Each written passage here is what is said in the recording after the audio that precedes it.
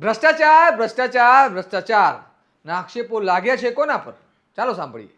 શૈક્ષણિક સંસ્થાઓમાં પારદર્શિતા અને નિયમોની કડક પાલનની વાતો વચ્ચે હવે ગુજરાતની સૌથી મોટી યુનિવર્સિટીઓમાંથી એક ગુજરાત યુનિવર્સિટીમાં જ ગંભીર આક્ષેપો સામે આવ્યા છે. જ્યાં શિક્ષણના મંદિરમાં વહીવટી તંત્ર પર જ સવાલો ઊભા થયા છે અને કરોડોના ખર્ચને લઈને ભ્રષ્ટાચારના આશંકાઓ સમગ્ર તંત્રને ઘેરી રહ્યા છે. આ ઘટનાએ ગુજરાતના શિક્ષણ વિભાગમાં ચાલી રહેલી પોલમપોલનો પર્દાફાશ કર્યો હોય તેવી ઘટના દેખાઈ રહી છે.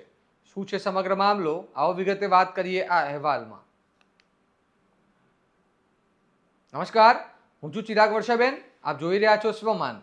ગુજરાતના પ્રતિષ્ઠિત સમાચાર સંસ્થા દિવ્ય ભાસ્કરના એક અહેવાલ પ્રમાણે ગુજરાત યુનિવર્સિટીમાં 2 દિવસ પહેલા યોજાયેલી સિન્ડિકેટ બેઠક દરમિયાન ભારે હોબાળો મચ્યો હતો.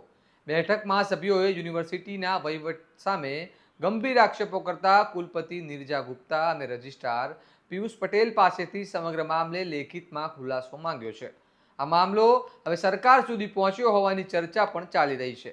મામલો મુખ્યત્વે બાંધકામ કામોમાં થયેલા ખર્ચને લઈને ઊભો થયો છે, જ્યાં ટેન્ડર રકમ કરતાં 34 કરોડનો વધારાનો ખર્ચ મંજૂર કરવા માટે પ્રસ્તાવ મૂકવામાં આવ્યો હતો, જેને લઈને સિન્ડિકેટ સભ્યોએ સીધો વિરોધ નોંધાવી આ બિલને નામંજૂર કરી દીધું.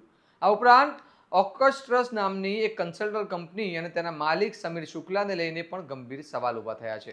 આક્ષેપ કરવામાં આવ્યો છે કે કંપનીએ કામ માટે પહેલા જે ભાવ આપ્યા હતા તે બાદમાં પૂર્ણ કામ પર 34 કરોડ જેટલો વધારાનો ખર્ચ દર્શાવવામાં આવ્યો અને તેને મંજૂર કરાવવા પ્રયાસ કરવામાં આવ્યો. અને માત્ર આટલું જ નહીં, છેલ્લા 3 વર્ષના કામોમાં પણ મોટા પાયે વધારાના ખર્ચના આક્ષેપો સામે આવ્યા છે.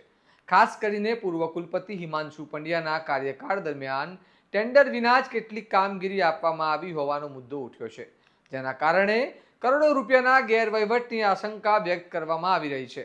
સિન્ડિકેટ સભ્યોએ અન્ય મુદ્દાઓ પર પણ સવાલ ઉઠાવ્યો છે, જેમાં બહારથી અધિકારીઓની ભરતી, ઊંચા પગાર, યુનિવર્સિટીના એફડીનો ઉપયોગ, ગિફ્ટમાં થયેલો ખર્ચ અને સેક્શન 8 કંપનીઓમાં ખર્ચ જેવા મુદ્દાઓનો સમાવેશ થાય છે. આ તમામ મુદ્દાઓ પર વિગતવાર જવાબ માંગવામાં આવ્યો છે. આ સમગ્ર ઘટનાએ હવે માત્ર એક બેઠકમાં ઉઠેલા સવાલ પૂરતો સીમિત નથી રહી, પરંતુ શિક્ષણ વ્યવસ્થાની વિશ્વસનીયતા અને વહીવટની પારદર્શિતાને લઈને મોટો સવાલ ઊભો કરી રહી છે. નોંધનીય છે કે પહેલા પણ ગુજરાત યુનિવર્સિટીમાં ભરતી પ્રક્રિયાને લઈને વિવાદ સામે આવી ચૂક્યા છે. એનએસયુઆઈ દ્વારા 130 જેટલા પદોની ભરતી પ્રક્રિયામાં અનિયમિતતા અને પક્ષપાતના આક્ષેપો કરવામાં આવ્યા હતા. એનએસયુઆઈનો આરોપ હતો કે નિયમો એવી રીતે બનાવવામાં આવ્યા છે કે ચોક્કસ ઉમેદવારોનો ફાયદો થાય.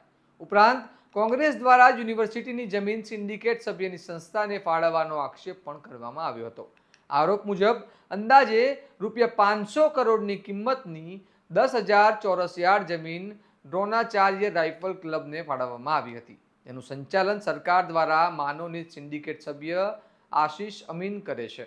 આરોપ એવો હતો કે ટેન્ડરની શરતોમાં ફેરફાર કરીને બાંધકામનો ખર્ચ યુનિવર્સિટી પર નાખવામાં આવ્યો હતો.